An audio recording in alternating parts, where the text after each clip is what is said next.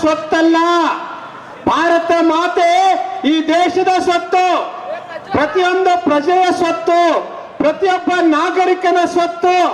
ಆ ಸ್ವತ್ತನ್ನ ಕೊಟ್ಟವ್ರು ಯಾರು ಇದ್ರೆ ಅದು ನಮ್ಮ ಅಂಬೇಡ್ಕರ್. ನಾವು ಇಲ್ಲಿ ಹುಟ್ಟಿ ನಿಂತಿದ್ದೀವಿ ಅಂದ್ರೆ ಅದರ ಆಸ್ತಿ, ಅದರ ಸ್ವತ್ತು ಏನಾದ್ರು ಇದ್ರೆ ಅದು ಅಂಬೇಡ್ಕರ್ ಅವ್ರಿಗೆ ಸಲ್ಲಬೇಕಾಗಿದ್ದು.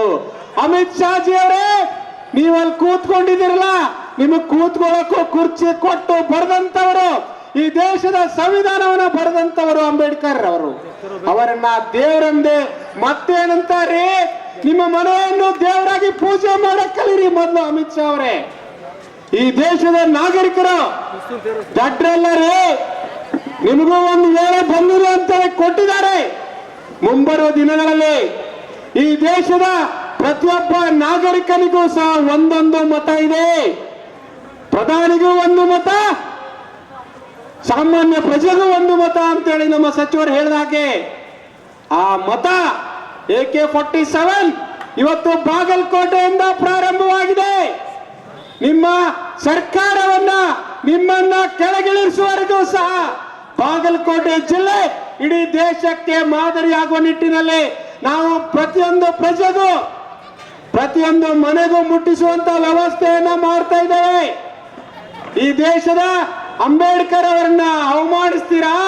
ನಿಮ್ಮ ತಂದೆ ತಾಯಿಯನ್ನ ಅವಮಾನಿಸಿ, ನಿಮ್ಮ ತಂದೆ ತಾಯಿಯನ್ನ ಅವಮಾನಿಸಿದಾಗ ಮಾತ್ರ ಅಂಬೇಡ್ಕರ್ ಅವರನ್ನ ಅವಮಾನಿಸಿದಂಗಾಗತ್ತೆ. ಹಾಗಾಗಿ ನಾನು ಹೇಳೋದಿಷ್ಟೇ, ಈ ದೇಶದ ಪ್ರಜಾಪ್ರಭುತ್ವ, ನಾಗರಿಕತೆ, ಮಾನವೀಯತೆಯನ್ನ ಅರಿತುಕೊಳ್ಬೇಕಾಗಿದ್ದು ಪ್ರತಿಯೊಬ್ಬ ಯುವಕರ ಕರ್ತವ್ಯ, ಪ್ರತಿಯೊಬ್ಬ ಯುವತಿಯ ಕರ್ತವ್ಯ. ಈ ದೇಶವನ್ನು ಆಳುವುದು ಪ್ರತಿಯೊಬ್ಬರಿಗೂ ಹಕ್ಕನ್ನ ಕೊಟ್ಟಿದ್ದಾರೆ. ಯಾರ ಸ್ವತ್ತಲ್ಲರೇ ಅಮಿತ್ ಶಾ ಅವರೇ, ನಿಮ್ಮ ಮರಳಿಗೆ ಮೋದಿಜಿ ಅವರ ಮಾತು ಮರಳಿಗೆ ಮರಳಾಗಿದ್ದಾರೆ. ಆದ್ರೆ ಆ ಕಾಲ ಮುಗಿತಾ ಇದೆ, ನಿಮ್ಮ ಕೊನೆ ಎಂಡಾಗ್ತಾ ಇದೆ. ಅಮಿತ್ ಶಾ ಅವರೇ, ನೀವೇನಾದ್ರು, ಮೋದಿಜಿ ಅವರೇ ನೀವೇನಾದ್ರು ಕ್ಷಮೆ ಕೇಳದೇ ಇದ್ರೆ ಪ್ರತಿಯೊಬ್ಬ ಪ್ರಜೆಯು ಅಂಬೇಡ್ಕರ್ ಆಗ್ತಾನೆ, ಪ್ರತಿಯೊಬ್ಬ ಮನುಷ್ಯನು ಅಂಬೇಡ್ಕರ್ ಆಗ್ತಾನೆ. ಕುವೆಂಪು ಅವರ ಮಾನವೀಯತೆ ಆಧಾರದ ಮೇಲೆ ಪ್ರತಿಯೊಂದು ಹೆಣ್ಣು ಗಂಡು ಸಹ ಅಂಬೇಡ್ಕರ್ ಆದಾಗ ಮಾತ್ರ ಈ ಸಂವಿಧಾನವನ್ನು ಉಳಿಸಲಿಕ್ಕೆ ಸಾಧ್ಯ ಆಗುತ್ತೆ. ಈ ನಿಟ್ಟಿನಲ್ಲಿ ನಾವೆಲ್ಲರೂ ಸಹ ಇವತ್ತು ಹೋರಾಟ ಪ್ರಾರಂಭವಾಗಿದೆ. ಪ್ರತಿಯೊಂದು ಮನೆಯಿಂದಲೂ ಸಹ ಅಂಬೇಡ್ಕರ್ ಅವರನ್ನ ಹೊರತರುವಂತಹ ಪ್ರಯತ್ನವನ್ನ ನಮ್ಮ ಉಸ್ತುವಾರಿ ಸಚಿವರ ನೇತೃತ್ವದಲ್ಲಿ ಬಾಗಲಕೋಟೆಯಿಂದ ಪ್ರಾರಂಭ ಮಾಡ್ತೇವೆ. ಇಡೀ ರಾಜ್ಯಾದ್ಯಂತ, ದೇಶಾದ್ಯಂತ ಈ ಕಹಳೆ, ಈ ಮನುಷ್ಯತ್ವ ಗುಣ ಪ್ರತಿಯೊಬ್ಬ ಪ್ರಜೆಗೂ ಅರಿವಾಗುವಂತ ವ್ಯವಸ್ಥೆ ನಡೆಯುತ್ತೆ. ನಿಮ್ಮ ಕೊನೆಗಾಲ ಬಂದಿದೆ.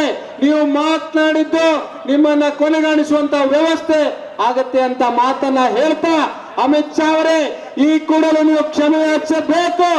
ಕ್ಷಮೆ ಯಾಚಿಸದೇ ಇದ್ರೆ ನಿಮ್ಮ ಸರ್ಕಾರಕ್ಕೆ ಉಳಿಗಾಲ ಬಂದಿದೆ ಅನ್ನೋದನ್ನ ಖಚಿತಪಡಿಸಿ ನನ್ನನ್ನು ಮಾತನಾಡಲು ಕರೆಸಿ ಅವಕಾಶ ಕೊಟ್ಟಂತ ಎಲ್ಲರಿಗೂ ವಂದಿಸಿ, ವೇಳೆ ಅಭಾವ ಆಗಿರೋದ್ರಿಂದ ನನಗೆ ಕೊಟ್ಟಂತ ಅವಕಾಶಕ್ಕೆ ಮತ್ತೊಮ್ಮೆ ಕೃತಜ್ಞತೆಗಳನ್ನ ಸಲ್ಲಿಸಿ ನಮಸ್ಕಾರಗಳನ್ನು ತಿಳಿಸ್ತೇನೆ.